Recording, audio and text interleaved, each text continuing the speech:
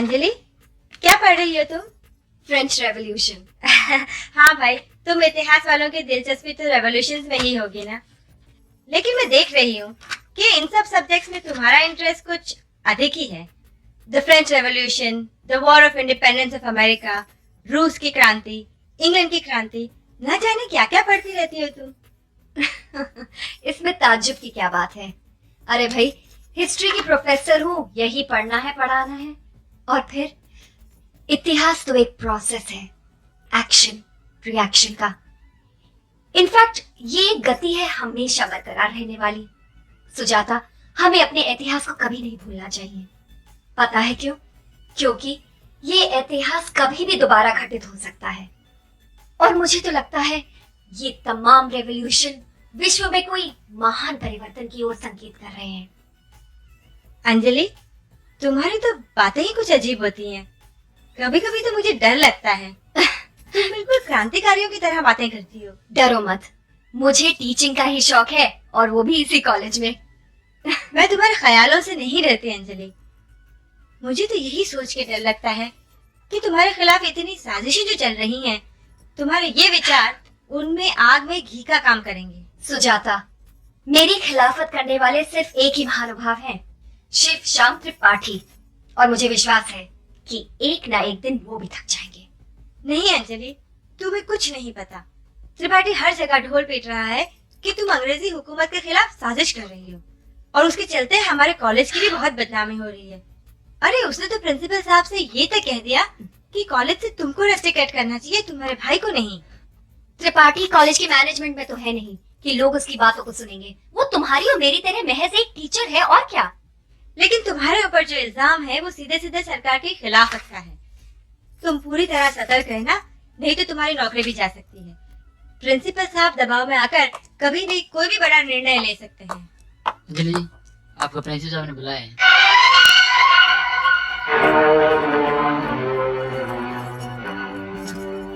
क्या बात है सदाशिव, क्यों बुलाया है प्रिंसिपल साहब ने? पता नहीं दीदी, साहब का कुछ काम होगा। जाओ अंजलि, देख कर आओ।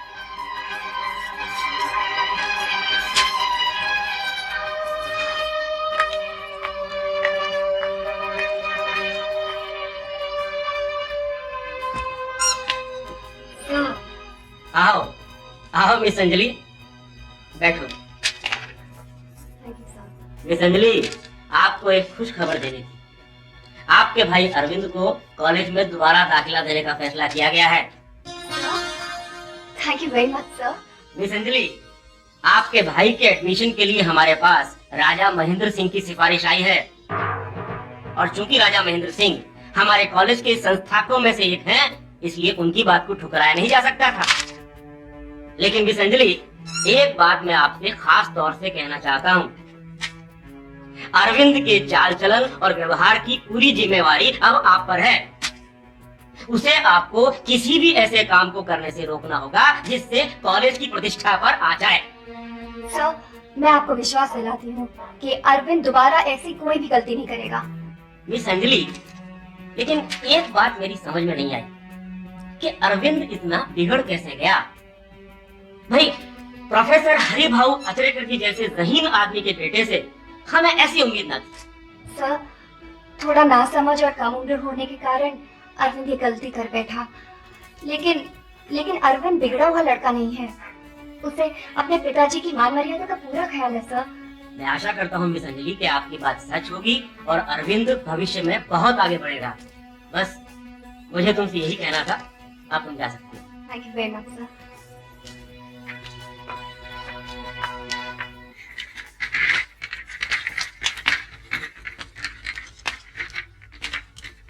पिताजी, क्या बात है बेटी, आज बहुत खुश लग रही हो।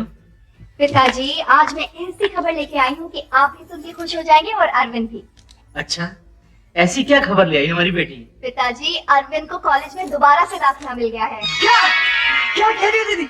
मुझे दोबारा दाखिला मिल गया? हाँ, अब तुम अपनी पढ़ाई पूरी कर सकती हो। सच दीदी, मेरे दाखिले के लिए आपने कितनी मुश्किलें उठाई। मैं सच में बहुत शर्मिंदा हूँ। चलो, तुम्हें कम से कम थोड़ी अकल तो आ गई। अपनी दीदी की परेशानियों को तो समझा तुमने। पिताजी आप हर वक्त इसको क्यों डांटते रहते हैं? हमारा अरविंद ऐसा नहीं है। इसके पास भी अपनी सोच है, समझ है। हाँ, इसी समझदारी के चलते तो इसने इतने बड़े बड़े गुल खिलाए, कॉलेज में और समाज में मेरे नाम को बदनाम कर दिया। पिताजी पिछली बातें भूल जाइए। हर गलत काम इंसान को एक नया तजुर्बा देता है, और मैं जानती हूँ अब अरविंद जो भी करेगा सोच समझ के करेगा। बेटी, मैं भी इसका पिता हूँ, इसकी अच्छाई के बारे में सोचता हूँ। मैंने भी इसके लिए कुछ सपने देखे हैं। अगर ये अच्छे काम नहीं करेगा तो आगे कैसे बढ़ेगा? एक जरा से गलत काम के लिए कितनी तकलीफ उठानी पड़ी तुम्हें, दोबारा दाखिले के लिए।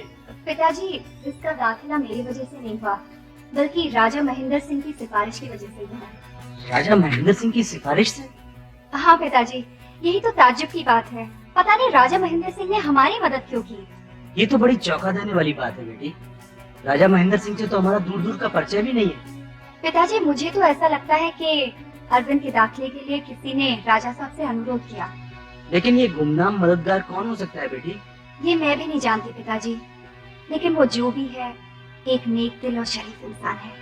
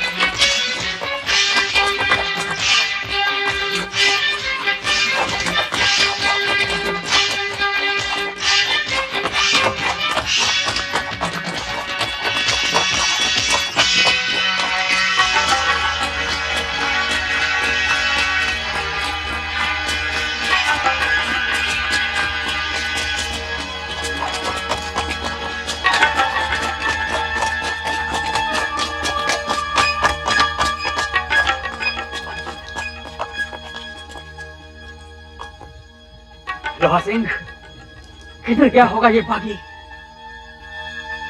चाहे जिधर भी गया हो सर, ज्यादा दूर नहीं गया होगा।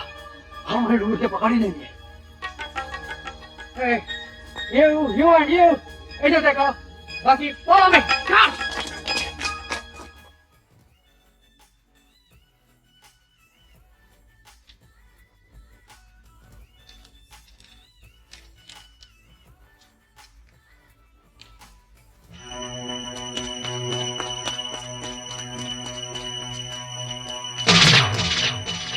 कौन है? मैं पूछती हूँ कौन है? सामने आओ। मैं जंग आजादी का एक अदना सा सिपाही हूँ अंजीत जी। आप? लोग मुझे अली खान के नाम से जानते हैं। जी, आप तो वही अली खान है जिसने बनारस में 23 मार्च को मुक्ति दिवस वाले दिन पुलिस के कड़े पहरे के बावजूद भी इतना बड़ा कांड किया। ताज्जुब है, उस दिन जब मैंने आपको अस्पताल में देखा तो मैं कभी ये सोच भी नहीं सकती थी कि आप जैसा इतना बड़ा क्रांतिकारी मेरे भाई का मददगार बन के आएगा। अंजलि जी, कोई भी क्रांतिकारी छोटा या बड़ा नहीं होता। वो तो अपने देश पर मर मिटने वाला एक सिपाही होता है। मुक्ति दिवस का कांड फिरंगियों की याद दिलाने के लिए था कि हम अभी तक भगत सिंह, राजगुरु और सुखदेव जैसे लोगों की शहादत को ना भूले हैं और ना कभी भूलेंगे। हर साल इसी दिन एक धमाका होगा और इनकलाब का नारा लगाते हुए लाखों नौजवान उठेंगे। आखिर कब तक ये फिरंगी हमारे लोगों को मारते रहेंगे? जब जब हमारा एक एक नौजवान मरेगा तब तब हिंदुस्तान के जर्रे जर्रे से एक अली खान उठेगा और वो तब तक कुर्बानियां देता रहेगा अंजीत जी, जब तक हम इन तिरंगियों को 7 समुंदर पार नहीं ढकेल देते, ताकि वो फिर कभी हमारे हिंदुस्तान की तरफ आंख भी नहीं उठा कर देगी। मुझे माफ कीजिए अंजीत जी, मैं जज्बाती हो गया था। मैं चलता हूँ। नहीं, ठहरिए ना। आप पहली बार हमारे यहाँ आए हैं और आपका एहसान है हम पर। चाय तो पी के जाइए।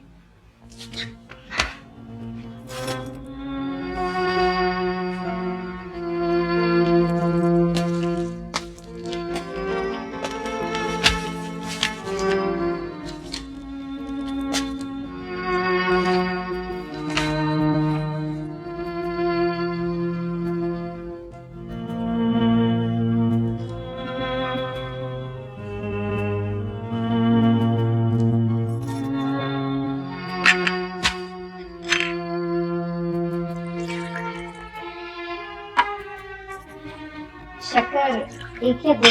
1 चम्मच।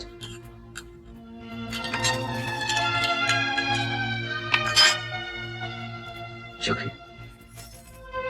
अंजलि, ये तारीख हिंद 1857 हम सबके लिए एक सबक है।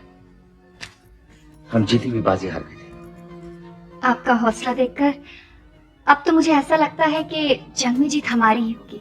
यकीनन होगी, लेकिन अगर आप हमारा साथ देंगी तो।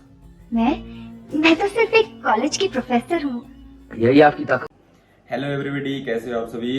जैसे कि आप सभी जानते हो, युग सीरीज बहुत ही अच्छी चल रही है, आप सभी का बहुत ज़्यादा प्यार मिल रहा है। और मैं ये कहना चाहूँगा कि युग सीरियल अपने उस टाइम का एक बहुत ही ज़्यादा अच्छा सीरियल था, जो कि आज के टाइम के साथ अगर हम उसको कंपेयर करते हैं तो आज के समय में जो सीरियल बनते हैं वो बिल्कुल आर्टिफिशियल लगते हैं हमको। तो जो युग सीरियल था, जो उसके एक्टर थे वो अपने करेक्टर में ऐसे घुसे हुए थे कि वो एक रियल फील कराते थे कि हाँ ये चीज़ असल में चल रही है। और उस वक्त जो भी आज़ादी के सीरियल बने उनमें से सबसे ज़्यादा फेमस युग हुआ था। और मैं तो ये कहना चाहूँगा कि ऐसा सीरियल आज के टाइम में और भी बनना चाहिए। आपके पास तालीम है, आप हमारे देश के छोटे छोटे बच्चों और नौजवानों को तालीम देती हैं। देश का भविष्य आपकी मुट्ठी में। कल को यही छोटे छोटे बच्चे देशभक्त बन सकते हैं। मेरा क्या है, मुझे तो एक ना एक दिन शहीद होना ही है। और ये भी तो हो सकता है कि मैं अभी आपके घर से बाहर जाऊं और कोई मुझे गोली मार दे। जानती हैं अंजलि जी, मुझसे बड़ी क्रांतिकारी तो आप हैं। बहुत बहुत शुक्रिया। बड़े अरसे के बाद एक अच्छी चाय मिली। चलता हूं।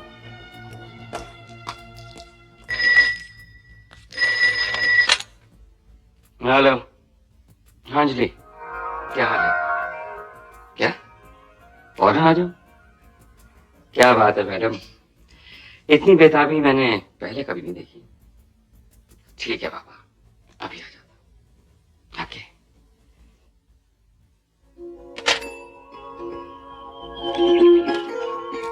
अंजलि, तुमने अचानक मुझे यहाँ बुलाया, कोई खास बात? अमर, तुम तो जानते ही हो, जिंदगी में कोई भी छोटा बड़ा फैसला मैंने तुमसे बगैर पूछे नहीं किया। तो बात किसी जरूरी फैसले की है? कहीं तुमने? नहीं नहीं अमर, एक लड़की की जिंदगी में शादी के अलावा और भी कई अहम चीजें होती हैं। समझ गया, शायद तुम अरविंद के बारे में कोई जरूरी फैसला लेना चाहती हो। अमर, तुमने अरविंद के बारे में तो सुना ही होगा। यूरोपियन क्लब में उसके साथ बुरी तरह मारपीट हुई। हाँ, ये बात तो मुझे पता है। अमर, इस दुर्घटना के बारे में मुझे धीरज नाम के एक लड़के ने बताया। बल्कि वो और उसके दोस्त बुरी तरह घायल अरविंद को अस्पताल ले गए और उसकी जान बचा ली। अंजलि, कौन थे ये लोग? मुझे तब नहीं पता था वो कौन थे, कहाँ से आए। मुझे कल रात ही पता चला। वो कैसे? कल रात को जब मैं पढ़ रही थी तब दरवाजे पे दस्तक हुई। उठकर देखा तो क्रांतिकारी अली खान था। फिर? अमर, जानते हो अली खान ने मुझसे क्या कहा? उसने कहा कि मैं अपने छात्रों के बीच देशभक्ति की भावना और क्रांतिकारियों के समर्थन का प्रचार करूं। अब बात मेरी समझ में आ रही है। ये वही अली खान है जिसने दिल्ली में अपनी गतिविधियों की वजह से सरकार की नाक में दम किया हुआ है। हो ना हो, मुझे पूरा यकीन है बनारस के बॉम्ब ब्लास्ट के पीछे इसी अली खान का हाथ है। अमर, मैंने सपने में भी कभी नहीं सोचा था कि मैं इस तरह कभी अली खान से मिलूंगी। तुम वाकई खुशकिस्मत हो जो तुम्हारी मुलाकात क्रांतिकारी देशभक्त अली खान से हुई। उसकी बातों का क्या जवाब दिया तुमने? अमर, अली खान की बातें सिर्फ बातें ही नहीं थी, बल्कि विचारों की ऐसी गंगा थी जिसमें मैं सराबोर हो गई। जो बात मैं तुम्हें पिछले 2 साल से करने के लिए कह रहा हूँ, उसका फैसला तुमने एक ही दिन में ले लिया। अमर, अली खान से मिलने के बाद मेरी जगह कोई और भी होता ना तो यही फैसला करता।